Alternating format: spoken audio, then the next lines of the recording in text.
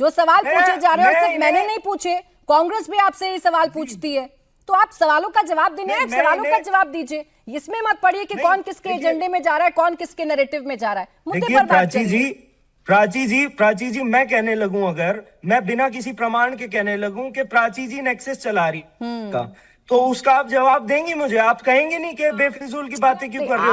आप अगर मेरे नेक्सस पर नहीं, आप अगर मेरे नेक्सस पर आएंगे अनमोल जी, तो ये तो बिल्कुल गलत बात हो जाएगी, क्योंकि आप पर्सनल जा रहे हैं। मैंने तो आपकी सरकार की बात की, आप सरकार चलाते हैं, फार्मेसी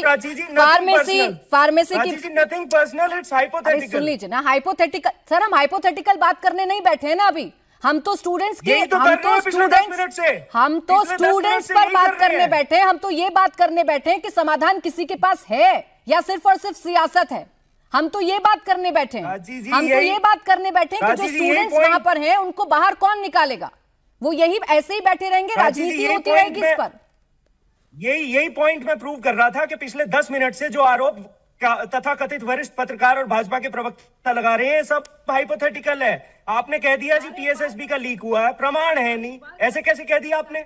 गलत बात है ना प्राची जी, ये तो जिम्मेदारी वाली बात है भाई। झूठे आरोप लगा दो, आपकी बात पूरा देश सुनता है, उन्हें तो लगेगा कि ये जो है, अगर झूठ इस तरह से भाजपा बोलती जाएगी और आप उसे प्रमाणित नहीं करोगे और उसे सच की तरह दिखाया जाएगा। 35 लोगों को गिरफ्तार किया कि नहीं किया? 35 लोगों को गिरफ्तार किया कि नहीं किया? अरे तो चीटिंग, अरे आपने 35 लोगों को गिरफ्तार किया, यानी गड़बड़ी हो रही थी ना। अब उसे आप चीटिंग, सुन लीजिए, आप उसे पेपर लीक नहीं, चीटिंग रैकेट बता दीजिए। ये आपके अपने पर्सनल चॉइस हो सकती है शब्दों की, लेकिन 35 लोगों को गिरफ्तार किया, यानी कुछ गड़बड़ हो रही थी ना, यानी कुछ गड़बड़ हो रही थी। अभी यहाँ आकर आप गुटी गुटी कहिए सब कुछ ठीक है, 35 लोगों को ऐसे ही तो नहीं गिरफ्तार किया गया होगा ना अनमोल जी? बोले, सुन लीजिए, पेपर लीक का मतलब है, पेपर लीक का मतलब है कि जब बच्चा इम्तिहान में जाए और उससे पहले पेपर जो है किसी और के पास मिल जाए, वो पेपर लीक होता है। अगर इम्तिहान में बैठते हुए कोई चीटिंग करे और पकड़ा जाए, वो पेपर लीक नहीं होता। सर आपकी बात आ गई, नकल के गैंग को पकड़ा है। हाँ आपकी बात आ गई अनमोल जी, आपने बहुत अच्छा काम किया, आपने बहुत अच्छा काम किया है, आपकी बात आ गई। बानंद विजय जी, जो अनमोल जी कह रहे हैं कि ये सिर्फ एजेंडा है, भाई इनकी सरकार तो बहुत अच्छा काम करती है। आपकी बातों पर भी आपत्ति थी, मेरी बातों पर भी आपत्ति थी उन्हें, और शाजिया की बातों पर भी आपत्ति थी। फिर आर्य सुनील जी आपके पास। देखिए, ये तो सत्यवादी लोग हैं, सत्य के अलावा कुछ नहीं बोलते हैं। मैं तो तथ्य रखता हूं सिर्फ, इनके सत्य ये जाने, ये राजनीतिक दल हैं, ये किसी पर कुछ भी आरोप लगाए इनकी बात, लेकिन ये तथ्य है कि फरवरी 2023 में PSEB class 12th board English examination का पेपर लीक हुआ या नहीं हुआ, हाँ या नहीं? A widespread question paper leak forced the last minute cancellation of the exam impacted 2.5 lakh students. ये कह दीजिए ये भी झूठ है, कह दीजिए ये भी झूठ है। ये हाँ आप ही एक सत्य हैं, ठीक है, उसके भाई साहब। मैं तो झूठी बोलता हूँ, आप ही सत्य बोलते हैं। सबसे बड़े सत्यवादी आप हैं सर, हरिश्चंद्र के बाद अनमोल पवार ही नहीं, आपका झूठ पकड़ा गया। फरवरी 2023 में अंग्रेजी का पेपर लीक हुआ था कि नहीं हुआ था, बताओ? पीएसईबी के 12th के एग्जाम का पेपर लीक हुआ कि नहीं हुआ? 2.5 लाख स्टूडेंट इंपैक्ट हुए, मैंने आपको अभी तथ्य है ना?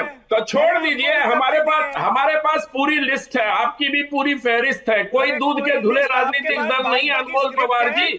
आपके पास इसलिए एक ही रीजन के 50 लोग, अगर एक ही परिवार के, आप बोल रहे थे मैं चुप था। अब रुक जाए अनमोल जी, आप भी अनमोल पवार जी, आप बोल रहे थे मैं चुप था।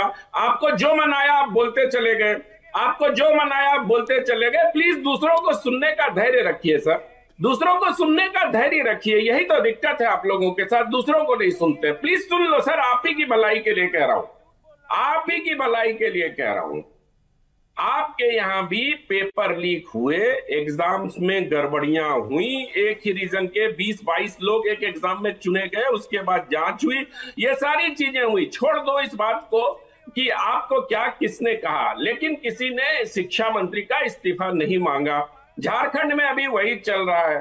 तो इसलिए ये मत कहिए कि पकड़े गए। मैं सच बोल रहा हूं, मैं सत्यवादी हरिश्चंद्र, बाकी सब लोग बेकार।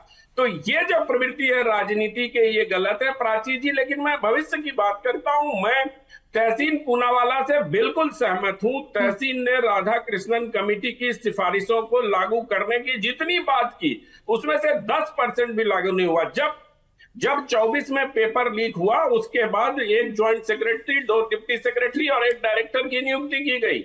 आदमी नहीं है वहां। आप देखो, उन्होंने इतने वर्टिकल्स बनाने की बात की थी। आपके शो में मैंने भी कहा था कि राधा कृष्णन समिति की सिफारिशों को लागू कर दिया गया होता तो ये सारे बवाल नहीं होते। कौन जिम्मेदार है इसके लिए? मैं देखिए, लोकतंत्र है ना, यहाँ किसी की जिम्मेदारी नहीं है, सामूहिक जिम्मेदारी हो जाती है। आज इनको विनीत जोशी जिम्मेदार लगने लगे। ठीक बात है, विनीत जोशी की जिम्मेदारी थी एनटीए को काबू में करने के लिए, लेकिन अब हमें भविष्य की बात करनी चाहिए। उन छात्रों के जो बैठे हुए हैं उनका भविष्य बिल्कुल, कैसे और ठीक इसका ही होगा, सॉल्यूशन आगे ढूंढना बढ़ने चाहिए। कैसे सुनील ठीक जी, सुनील जी, सवाल यही है कि आगे बढ़कर अब ये सुनिश्चित करना चाहिए कि इस देश का भविष्य आगे बढ़ेगा कैसे, और उसके लिए जरूरी है सॉल्यूशन की, उसके लिए जरूरी है समाधान की, टकराव की नहीं। देखिए प्राची जी, मैं केवल 1 मिनट लूंगा। एक सवाल बीजेपी से है और एक नौजवानों से अपील है, इसके अलावा कुछ नहीं। ठीक है। ये सच है कि रास्ता तो बातचीत से ही निकलेगा।